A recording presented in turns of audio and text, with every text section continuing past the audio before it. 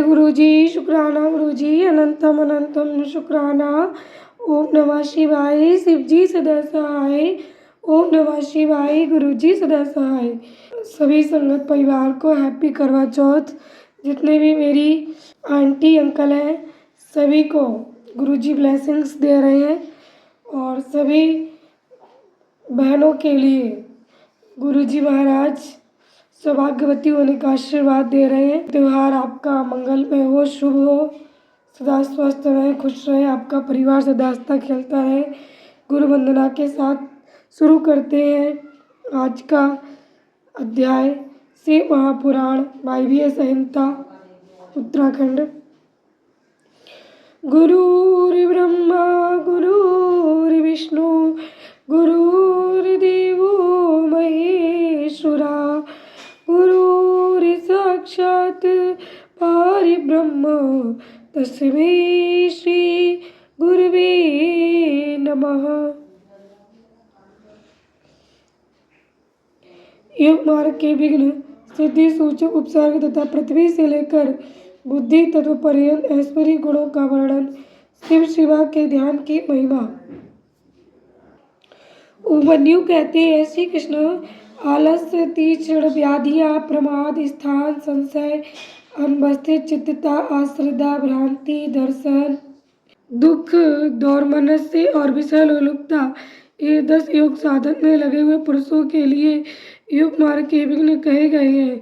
योगियों के शरीर और चित्त में जो अलसता का भाव आता है उसी को यह आलस्य कहा गया है। वात, पित्त और कफ इन धातुओं की विषमता से जो दोष उत्पन्न होते हैं उन्हीं को व्याधि कहते हैं। कर्म दोष से इन व्याधियों की उत्पत्ति होती है। असावधानी के कारण योग के साधनों का न हो पाना प्रमाद है, हो या नहीं है। इस प्रकार उभय कोटि से आक्रांत हुए ज्ञान का नाम स्थान संशय है। मन का कहीं स्थिर न होना ही अनवस्थित चित्तता, चित्त की अस्थिरता है। योग मार्ग में भाव रहित अनुराग शून्य जो मन की वृत्ति है उसी को अश्रद्धा कहा गया है। विपरीत भावना से युक्त बुद्धि को भ्रांति कहते हैं। दुख कहते हैं। कष्ट को उसके 3 भेद हैं, आध्यात्मिक, आदि भौतिक और आदि दैविक। मनुष्यों के चित्त का जो अज्ञान जनित दुख है उसे आध्यात्मिक दुख समझना चाहिए। पूर्वकृत कर्मों के परिणाम से शरीर में जो रोग आदि उत्पन्न होते हैं उन्हें आदि भौतिक दुख कहा गया है। विद्युत पात, अस्त्र शस्त्र और विष आदि से जो कष्ट प्राप्त होता है उसे आदि दैविक दुख कहते हैं। इच्छा पर आघात पहुँचने से मन में जो क्षोभ होता है उसी का नाम है दौर्मनस्य। विचित्र विषयों में जो सुख का भ्रम है वही विषय लोलुपता है। योग परायण योगी के इन विघ्नों के शांत हो जाने पर जो दिव्य उपसर्ग विघ्न प्राप्त होते हैं वे सिद्धि के सूचक हैं। प्रतिभा, श्रवण, वार्ता, दर्शन, आस्वाद और वेदना, ये 6 प्रकार की सिद्धियां ही उपसर्ग कहलाती हैं जो योग शक्ति के अव्यय में कारण होती है। जो पदार्थ अत्यंत सूक्ष्म हो, किसी की ओट में हो, भूतकाल में रहा हो, बहुत दूर हो अथवा भविष्य में होने वाला हो, उसका ठीक ठीक प्रतिभास ज्ञान हो जाना प्रतिभा कहलाता है। सुनने का प्रयत्न न करने पर भी संपूर्ण शब्दों का सुनाई देना श्रवण कहा गया है।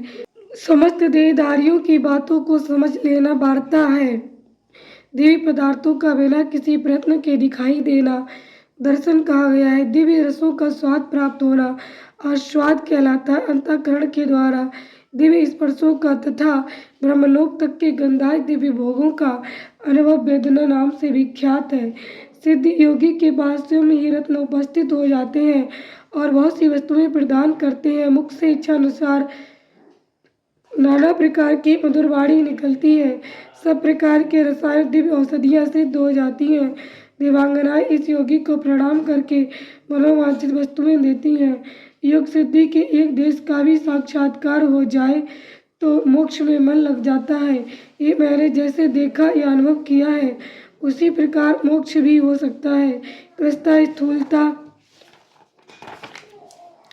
बाल्यावस्था, वृद्धावस्था, युवावस्था, नाना जाति का स्वरूप, पृथ्वी, जल, अग्नि, वायु, इन चार तत्वों के शरीर को धारण करना, नित्य अपार्थिव एवं मनोहर गंध को ग्रहण करना, ये पार्थिव ऐश्वर्य के 8 गुण बताए गए हैं। जल में निवास करना, पृथ्वी पर ही जल का निकल आना, इच्छा करते ही बिना किसी आतुरता के स्वयं समुद्र को भी पी जाने में समर्थ होना, इस संसार में जहाँ चाहे वहीं जल का दर्शन होना, घड़ा आदि के बिना हाथ में ही जलराशि को धारण करना, जिस विरस वस्तु को भी खाने की इच्छा हो उसका तत्काल सरस हो जाना, जल, तेज और वायु, इन 3 तत्वों के शरीर को धारण करना तथा देह का फोड़े, फुंसी और घाव आदि से रहित होना। पार्थिव ऐश्वर्य के 8 गुणों को मिलाकर ये 16 जलीय ऐश्वर्य के अद्भुत गुण हैं। शरीर से अग्नि को प्रकट करना, अग्नि के ताप से जलने का भय दूर हो जाना, यदि इच्छा हो तो बिना किसी प्रयत्न के इस जगत को जलाकर भस्म कर देने की शक्ति का होना, पानी के ऊपर अग्नि को स्थापित कर देना, हाथ में आग धारण करना, सृष्टि को जलाकर फिर उसे ज्यों का त्यों कर देने की क्षमता का होना, मुख में ही अन्न आदि को पचा लेना तथा तेज और वायु 2 ही तत्वों से शरीर को रच लेना। ये 8 गुण जलीय ऐश्वर्य के उपयुक्त 16 गुणों के साथ 24 होते हैं। ये 24 तेजस ऐश्वर्य गुण कहे गए हैं। मन के समान वेगशाली होना, प्राणियों के भीतर क्षण भर में प्रवेश कर जाना, बिना प्रयत्न के ही पर्वत आदि के महान भार को उठा लेना, भारी हो जाना, हल्का होना, हाथ में वायु को पकड़ लेना, अंगुली के अग्रभाग की चोट से भूमि को भी कंपित कर देना, एकमात्र वायु तत्व से ही शरीर का निर्माण कर लेना। ये 8 गुण तेजस ऐश्वर्य के 24 गुणों के साथ 32 हो जाते हैं। विद्वानों ने वायु संबंधी ऐश्वर्य के ही 32 गुण स्वीकार किए हैं। शरीर की छाया का न होना, इंद्रियों का दिखाई न देना, आकाश में इच्छा अनुसार विचरण करना, इंद्रियों के संपूर्ण विषयों का समन्वय होना, आकाश को लांघना, अपने शरीर में उसका निवेश करना, आकाश को पिंड की भांति ठोस बना देना और निराकार होना। ये 8 गुण अग्नि के 32 गुणों से मिलकर 40 होते हैं। ये 40 ही वायु संबंधी ऐश्वर्य के गुण हैं। यही संपूर्ण इंद्रियों का ऐश्वर्य है। इसी को इंद्र एवं अंबर आकाश संबंधी ऐश्वर्य भी कहते हैं। इच्छा अनुसार सभी वस्तु की उपलब्धि, चाहे वहाँ निकल जाना, सबको अभिभूत कर लेना, संपूर्ण गुह्य अर्थ का दर्शन होना, कर्म के अनुरूप निर्माण करना, सबको वश में कर लेना, सदा प्रिय वस्तु का ही दर्शन होना और एक ही स्थान से संपूर्ण संसार का दिखाई देना। ये 8 गुण पूर्वोक्त इंद्रिय संबंधी ऐश्वर्य गुणों से मिलकर 48 होते हैं। चांद्रमस ऐश्वर्य इन 48 गुणों से युक्त कहा गया है। ये पहले के ऐश्वर्य से अधिक गुण वाला है। इसे मानस ऐश्वर्य भी कहते हैं। छेदना, पीटना, बांधना, खोलना, संसार के बस में रहने वाले समस्त प्राणी को ग्रहण करना, सबको प्रसन्न रख पाना, मृत्यु को जीतना तथा काल पर विजय पाना, ये सब अहंकार संबंधी ऐश्वर्य के अंतर्गत है। अहंकारिक ऐश्वर्य को ही प्रजापत्य भी कहते हैं। चंद्रमास ऐश्वर्य के गुणों के साथ इसके 8 गुण मिलकर 56 होते हैं। महान अभिमानिक ऐश्वर्य के ही 56 गुण हैं। संकल्प मात्र से सृष्टि रचना करना, पालन करना, संहार करना, सबके ऊपर अपना अधिकार स्थापित करना, प्राणियों के चित्त को प्रेरित करना, सबसे अनुपम होना, इस जगत से पृथक नए संसार की रचना कर लेना तथा शुभ को अशुभ और अशुभ को शुभ कर देना, ये बौद्ध ऐश्वर्य है। प्रजापत्य ऐश्वर्य के गुणों को मिलाकर इसके 64 गुण होते हैं। इस बौद्ध ऐश्वर्य को ही ब्रह्म ऐश्वर्य भी कहते हैं। इससे उत्कृष्ट है गौड़ ऐश्वर्य, जिसे प्राकृत भी कहते हैं। उसी का नाम वैष्णव ऐश्वर्य है। तीनों लोकों का पालन उसी के अंतर्गत है। उस संपूर्ण वैष्णव पद को न तो ब्रह्मा कह सकते हैं और न दूसरे ही उसका पूर्णतया वर्णन कर सकते हैं। उसी को पौरुष पद भी कहते हैं। गौड़ और पौरुष पद से उत्कृष्ट गणपति पद, उसी को ईश्वर पद भी कहते हैं। उस पद का किंचित ज्ञान श्री विष्णु को है, दूसरे लोग उसे नहीं जान सकते। ये सारी विज्ञान सिद्धियां औपचारिक हैं। इन्हें परम वैराग्य द्वारा प्रयत्न पूर्वक रोकना चाहिए। इन अशुद्ध प्रातिभासिक गुणों में जिसका चित्त आसक्त है उसे संपूर्ण कामनाओं को पूर्ण करने वाला निर्भय परम ऐश्वर्य नहीं सिद्ध होता। इसलिए देवता, असुर और राजाओं के गुणों तथा भोगों को जो तृण के समान त्याग देता है उसे ही उत्कृष्ट योग सिद्धि प्राप्त होती है। अथवा यदि जगत पर अनुग्रह करने की इच्छा हो तो वह योग सिद्धि मुनि इच्छा अनुसार विचरे। इस जीवन में गुणों और भोगों का भोग करके अंत में उसे मोक्ष की प्राप्ति होगी। अब मैं योग के प्रयोग का वर्णन करूंगा। एकाग्रचित्त होकर सुनो। शुभ काल हो, शुभ देश हो, भगवान शिव का चित्र आदि हो, एकांत स्थान हो, जीव जंतु न रहते हो, कोलाहल न होता हो और किसी बाधा की संभावना न हो, ऐसे स्थान में लिपि पोती सुंदर भूमि को गंध और धूप आदि से सुवासित करके वहाँ फूल बिखेर दे, चंदोबा आदि तान कर उसे विचित्र रीति से सजा दे तथा वहाँ कुश पुष्प समिधा, जल फल और फूल की सुविधा हो। फिर वहाँ योग का अभ्यास करे।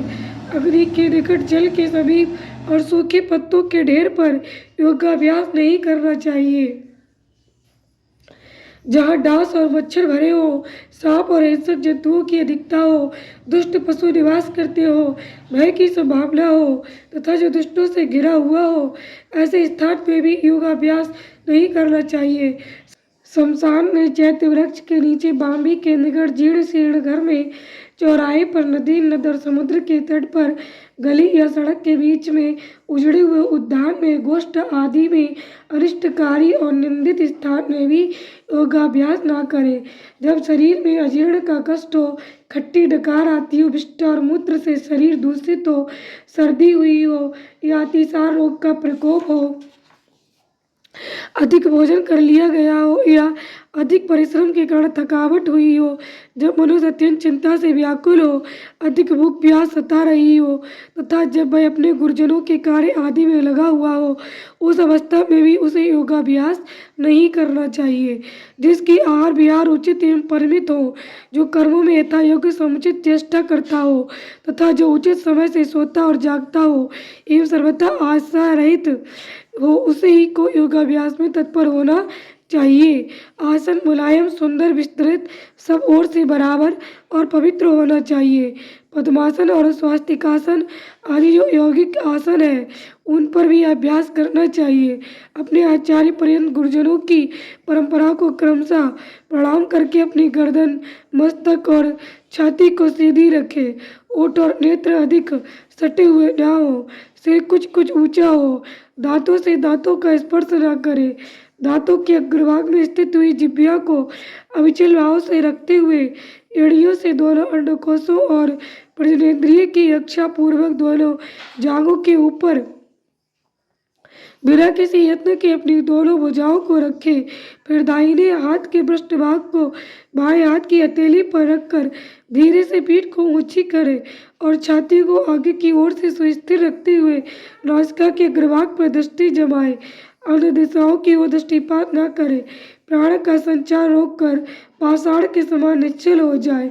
अपने शरीर के भीतर मानस मंदिर में हृदय कमल के आसन पर पार्वती सहित भगवान शिव का चिंतन करके ध्यान यज्ञ के द्वारा उनका पूजन करें। मूलाधार चक्र में, नासिका के अग्रभाग में, नाभि में, कंठ में, तालु के दोनों छिद्रों में, भौं के मध्य भाग में, द्वारदेश में, ललाट में या मस्तक में शिव का चिंतन करें। शिवा और शिव के लिए यथोचित रीति से उत्तम आसन की कल्पना करके वहाँ सावरण या निरावरण शिव का स्मरण करें। द्विदल, चतुर्दल, षड्दल, 10 दल, 12 दल अथवा 16 दल कमल के आसन पर विराजमान शिव का विधिवत स्मरण करना चाहिए। दोनों भावों के मध्य भाग में से द्विदल कमल है जो विद्युत के समान प्रकाशमान है। भ्रू मध्य में स्थित जो कमल है उसके क्रमशः दक्षिण और उत्तर भाग में 2 पत्ते हैं जो विद्युत के समान दीप्तिमान है। उनमें 2 अंतिम वर्ण हैं, हा और छ अंकित है। 16 दल कमल के पत्ते 16 स्वरूप हैं जिनमें आ से लेकर आहा तक के अक्षर क्रमशः अंकित है। ये जो कमल है उसकी नाल के मूल भाग से 12 दल प्रस्फुटित हुए हों जिनमें का से लेकर था तक के 12 अक्षर क्रमशः अंकित हैं। सूर्य के समान प्रकाशमान इस कमल के उन 12 दलों का अपने हृदय के भीतर ध्यान करना चाहिए। तत्पश्चात गोदुग्ध के समान उज्ज्वल कमल के 10 दलों का चिंतन करें। उनमें क्रमशः डा से लेकर फा तक के अक्षर अंकित हैं। इसके बाद नीचे की ओर दल वाले कमल के 6 दल हैं, जिनमें बा से लेकर ला तक के अक्षर अंकित हैं। इस कमल की कांति धूम रहित अंगार के समान है। मूलाधार में स्थित जो कमल है उसकी कांति स्वर्ण के समान है। उसमें क्रमशः बा से लेकर सा तक के 4 अक्षर 4 दलों के रूप में स्थित है। इन कमलों में से जिसमें ही अपना मन रमे उसी में महादेव और महादेवी का अपनी धीर बुद्धि से चिंतन करे। उनका स्वरूप अंगूठे के बराबर निर्मल और सब ओर से दीप्तिमान है, अथवा वह शुद्ध दीप शिखा के समान आकार वाला है और अपनी शक्ति से पूर्णतः मंडित है, अथवा चंद्रलेखा तारा के समान रूप वाला है, अथवा वह नीवार के सीख या कमलाल से निकले वाले सूत के समान है। कदम्ब के गोलक या ओस के कण से भी उसकी उपमा दी जा सकती है। भैरव पृथ्वी आदि तत्वों पर विजय प्राप्त करने वाला है। ध्यान करने वाला पुरुष जिस तत्व पर विजय पाने की इच्छा रखता हो उसी तत्व के अधिपति की स्थूल मूर्ति का चिंतन करे। ब्रह्मा से लेकर सदाशिव पर्यंत तथा भव आदि 8 मूर्तियां ही शिव शास्त्र में शिव की स्थूल मूर्तियां निश्चित की गई हैं। मुनीश्वरों ने उन्हें घोर, शांत और मिश्र 3 प्रकार की बताया है। फल की आशा न रखने वाले ध्यान कुशल पुरुषों को इनका चिंतन करना चाहिए। यदि घोर मूर्तियों का चिंतन किया जाए तो वे शीघ्र ही पाप और रोग का नाश करती है। मिश्र मूर्तियों में शिव का चिंतन करने पर चिरकाल में सिद्धि प्राप्त होती है और सौम्य मूर्ति में शिव का ध्यान किया जाए तो सिद्धि प्राप्त होने में न तो अधिक शीघ्रता होती है और न अधिक विलंब ही। सौम्य मूर्ति में ध्यान करने से विशेषता मुक्ति, शांति एवं शुद्धि बुद्धि प्राप्त होती है। क्रमशः सभी सिद्धियां प्राप्त होती है, इसमें संशय नहीं है। जय गुरु जी, शुक्राना गुरु जी, अनंतम अनंतम शुक्राना। ओम नमः शिवाय, शिव जी सदा सहाय। ओम नमः शिवाय, गुरु जी सदा सहाय।